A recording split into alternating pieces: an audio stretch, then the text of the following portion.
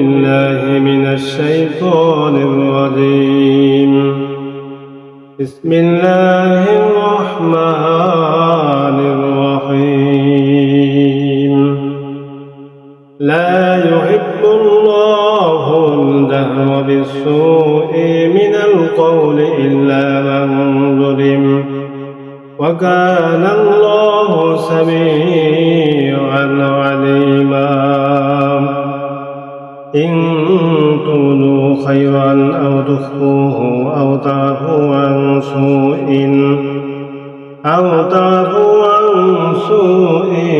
فإن الله كان عفوا قديرا. إن الذين يكفرون بالله ورسله ويريدون أن يفرقوا بين الله ورسله ويقولون نؤمن ببعض ونكفر ببعض ويريدون أن يتخذوا بين ذلك سبيلا. أولئك هم الكافرون حقا، وأعتدنا للكافرين عذابا مهينا. والذين آمنوا بالله ورسله ولم يفرقوا بين أحد منهم أولئك سوف يؤتيهم أجورهم، وكان الله غفورا رحيما. يسألك أهل الكتاب أن تنزل عليهم كتابا من السماء، فقد سألوا موسى أكبر من ذلك فقالوا أرنا الله جهرة فأخذتهم الصاعقة بظلمهم ثم اتخذوا العجل من بعد ما جاءتهم البينات فعفونا عن ذلك وآتينا موسى سلطانا مبينا. ورفعنا فوقهم الطور بميثاقهم وقلنا لهم ادخلوا الباب سجدا وقلنا لهم لا تعدوا في السبت وأخذنا منهم ميثاقا غليظا. فبما نقضهم ميثاقهم وكفرهم بآيات الله وقتلهم الأنبياء بغير حق وقولهم قلوبنا غلف بل طبع الله عليها بكفرهم فلا يؤمنون إلا قليلا.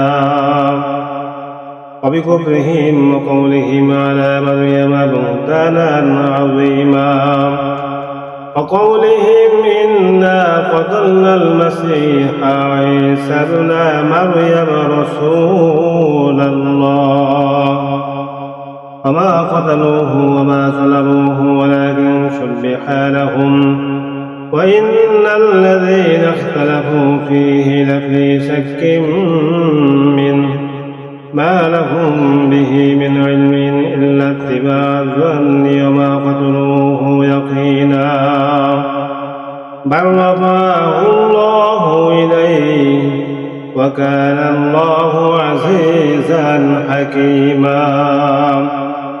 وإن من أهل الكتاب إلا ليؤمنن به قبل موته ويوم القيامة يكون عليهم شهيدا. فبظلم من الذين هادوا حرمنا عليهم طيبات